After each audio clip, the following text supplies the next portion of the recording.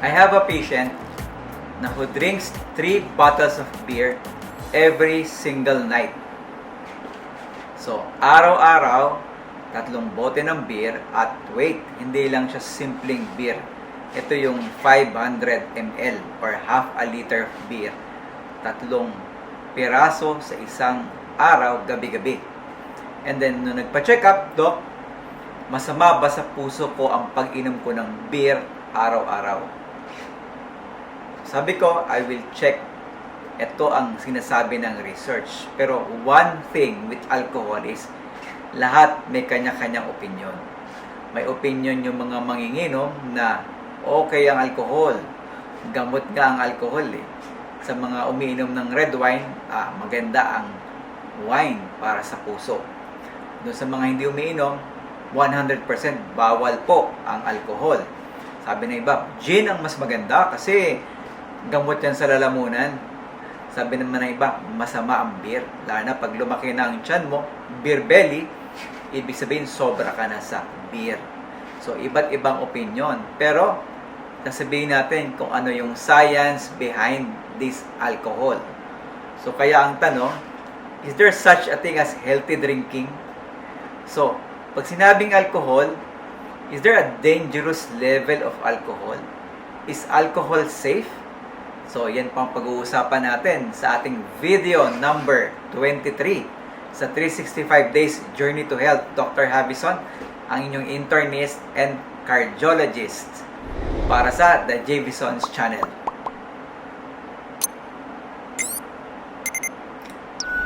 Tubig po ito. Duty pa si Dr. J.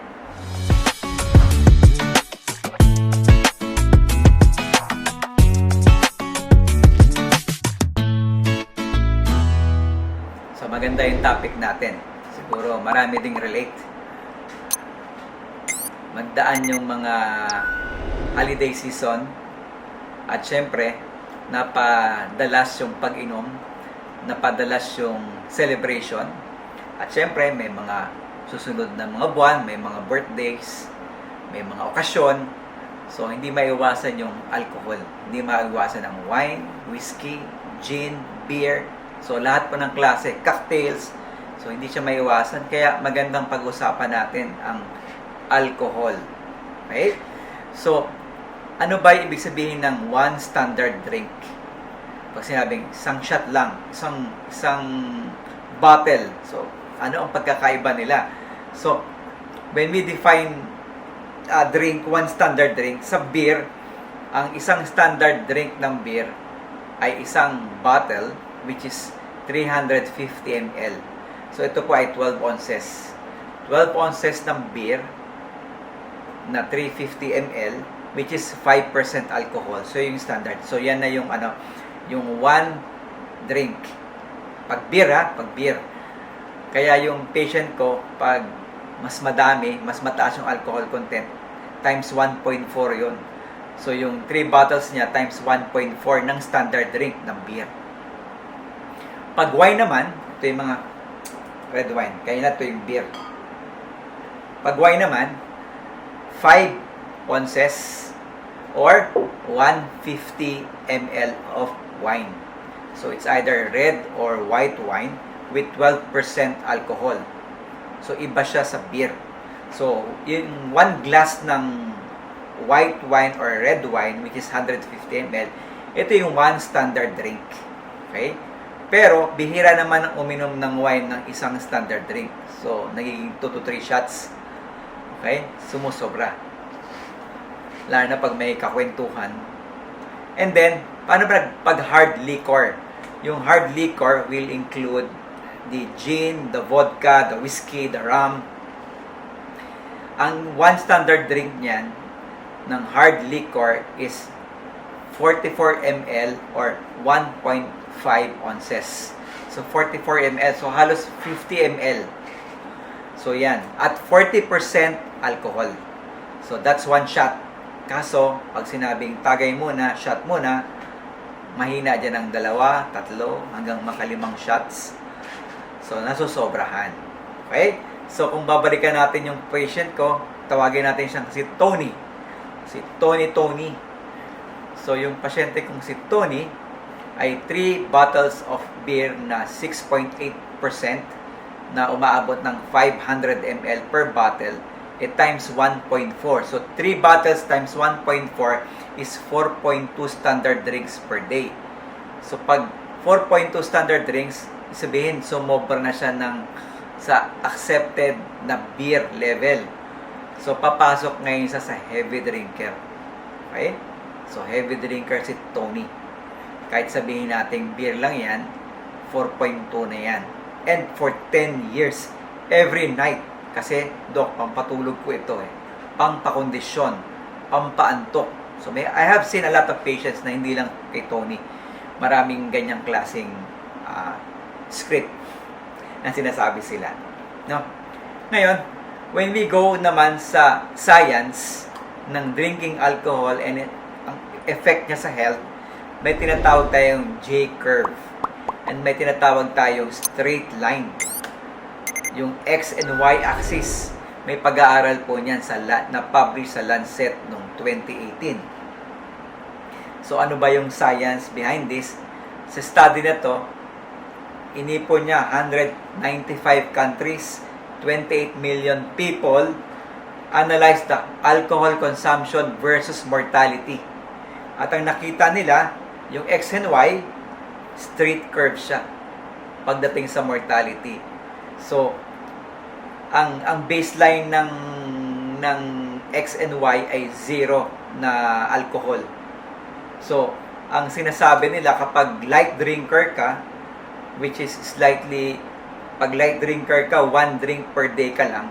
So, isang bote ka lang ng beer, isang shot ka lang ng wine na ilang ml at isang shot ka lang ng rum or whiskey, may slightly lower risk ng cardiovascular disease by 10 to 15%. Slight reduction. And then may konting protection sa ischemic stroke and possible pwedeng magpataas din ng good cholesterol. Pero, ito yung sinasabi ng kaya pala maganda yung alcohol kasi pag may 1 drink ka lang per day, may slightly lower the risk. Pero ito yung critical.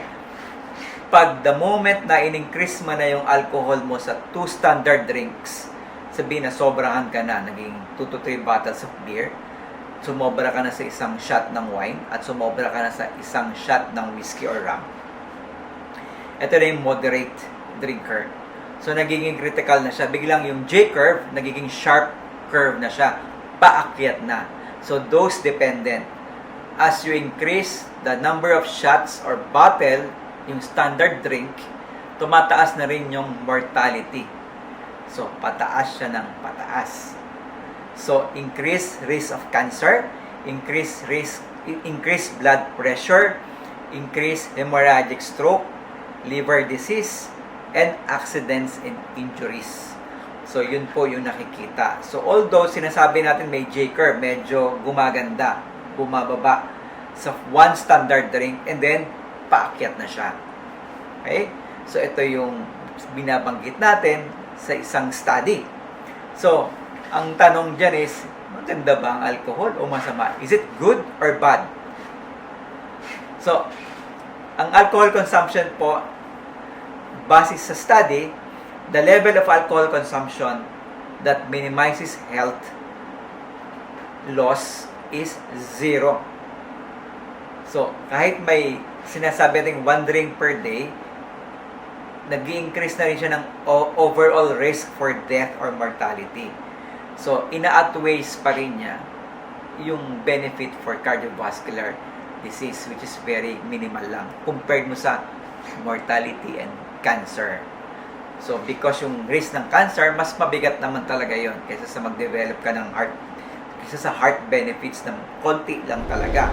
So, every drink increases the risk for cancer. So, wala siyang safe threshold or limit.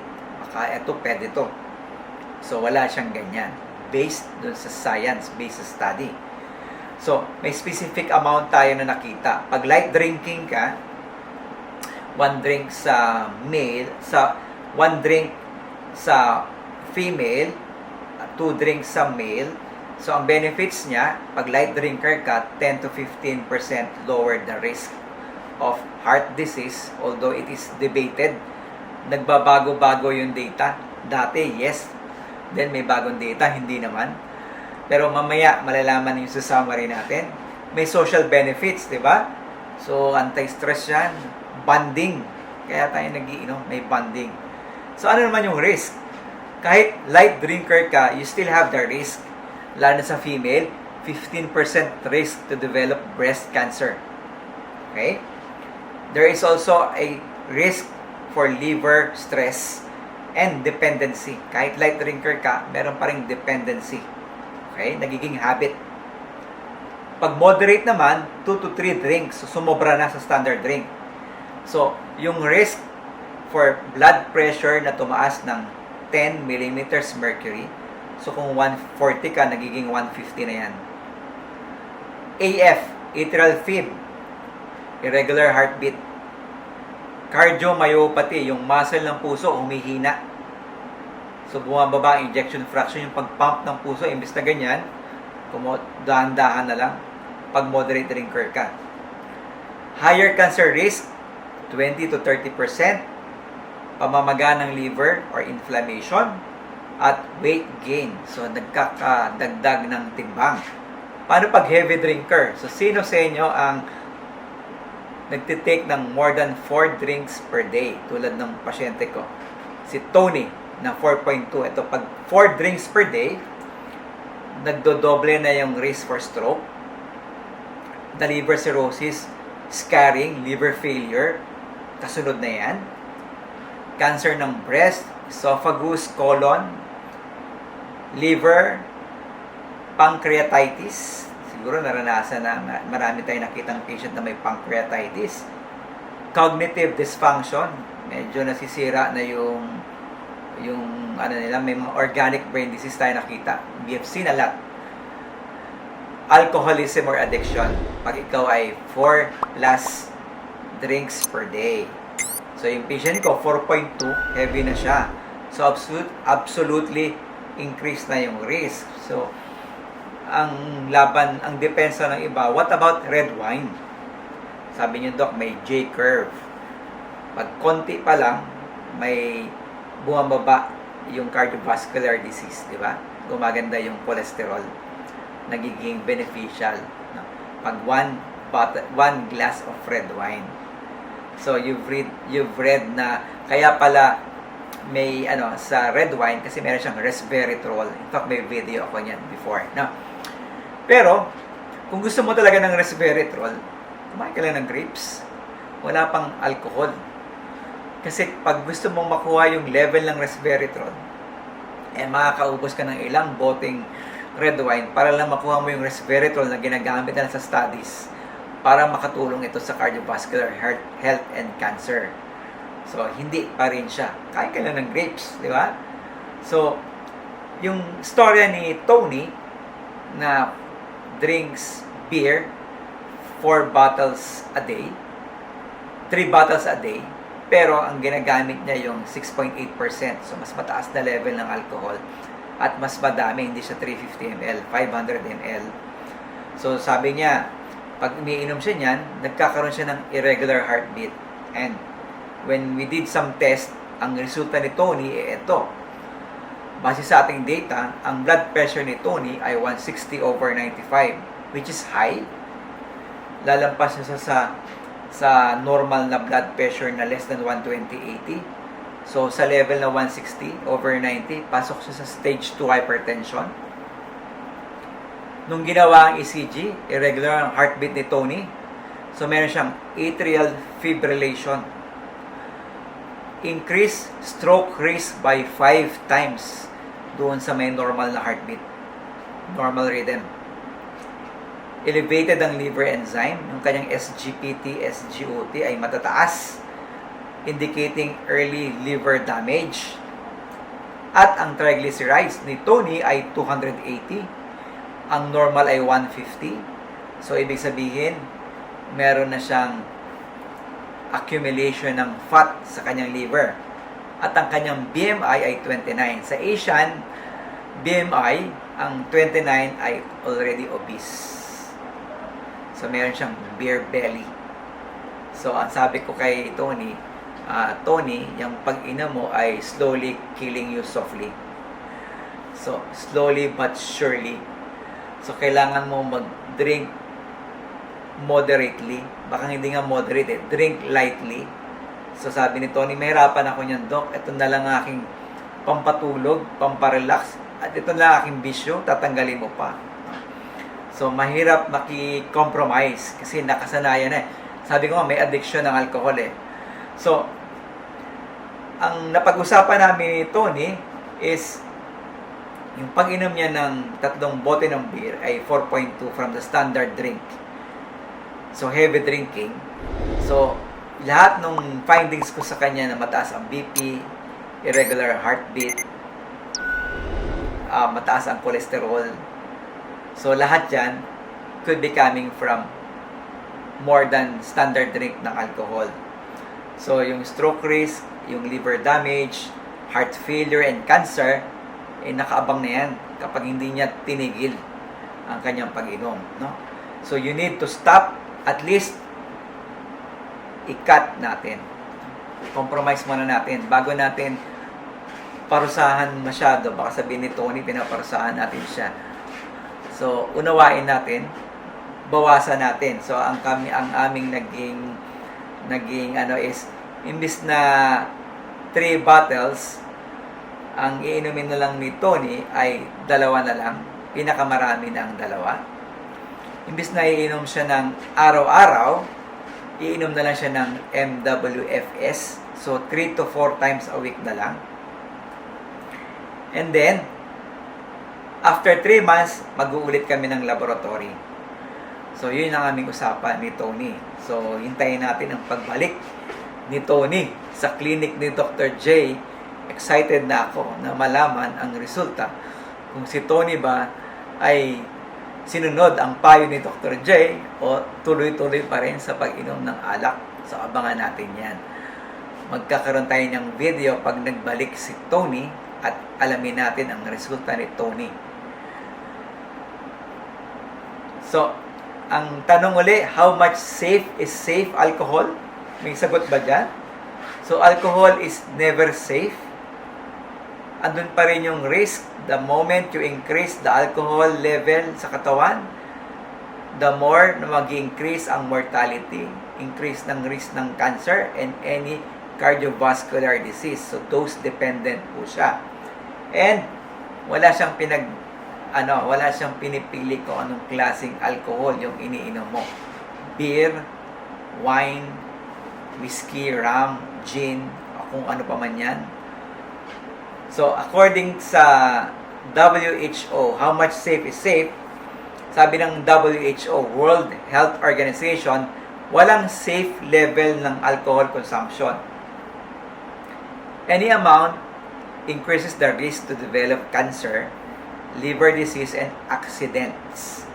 So, if you drink as little as possible. Yan ang sabi ni WHO. Kay AHA naman, American Heart Association, if you don't drink, don't start drinking for health reasons. Madami akong patients na ganyan. Hindi man umiinom.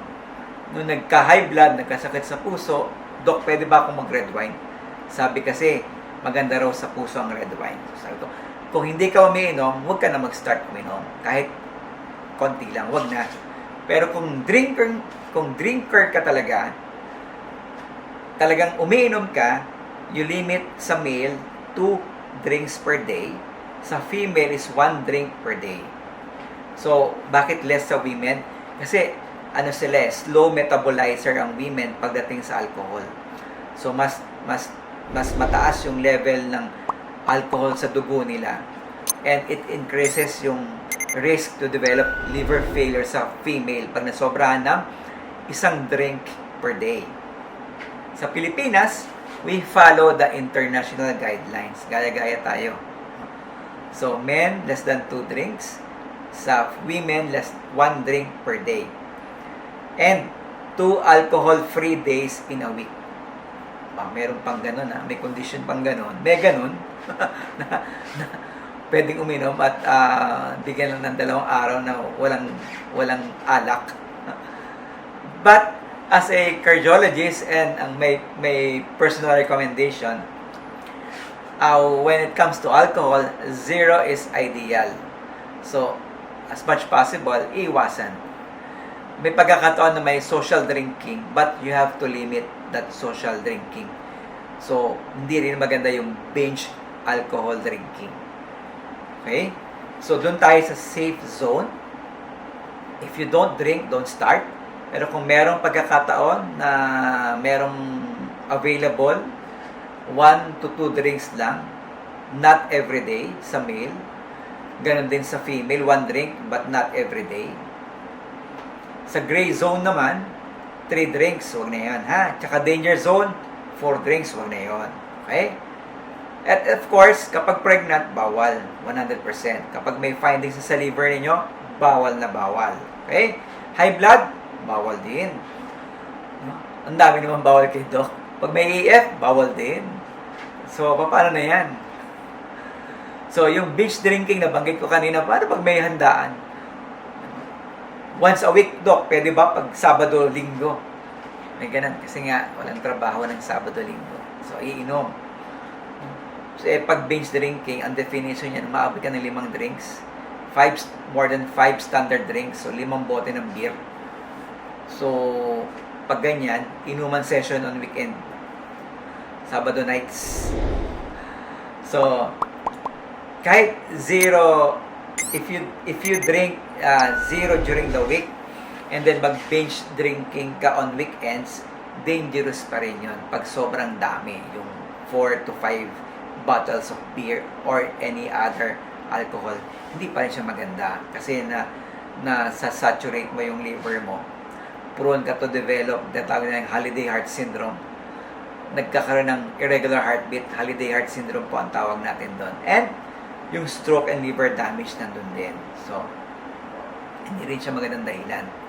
So, kung mag-binge drinking ka or weekend drinking, ilimit mo pa rin sa 2 bottles, 2 standard drink sa male and 1 standard drink sa female.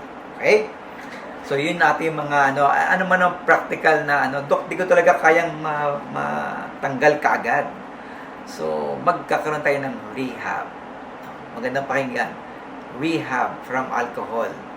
So, ano yung practical tips natin, no? Pagka iinom ka, may kasama ka, make it yourself accountable. Sabihin mo sa mga friends mo, oy, hanggang 2 bottles lang ako tonight. Okay? Define mo siya. Mga friends, 2 bottles lang ako tonight. And that's it. Okay? Maintindihan naman ng mga friends mo yun. Friends naman kayo. No? Next, alternate alcohol with water. 1 shot, 1 glass of water. 1 shot, 1 glass of water. Okay? Next, choose yung lower alcohol options. Yung mga light ngayon. So, mas less yung alcohol content niya and less ang calories. So, mas preferred natin yun kaysa sa mga regular alcohol content. So, light lang. Half the alcohol percent. Then, eat before drinking alcohol. So, dapat may lamanan siya. Diba? Uy, magiinuman. Kailangan kumain muna tayo para hindi tayo masyadong masama ang dating sa ating liver. So, kumain muna bago uminom. Although, hindi ko in-encourage na uminom ka, ha? Kung iinom ka, kumain muna. At habang umiinom, kumain din. So, ang tanong dyan, sino umubos ng pulutan? At meron dyan, hindi pala uminom. Pulutan lang, kinain. And, have an alcohol-free days. So, hindi pwedeng araw-araw. May laktaw, MWF, pwede na ba yun? Or TTHS. O, di ba? May weekend na, may weekdays pa. So, alcohol-free.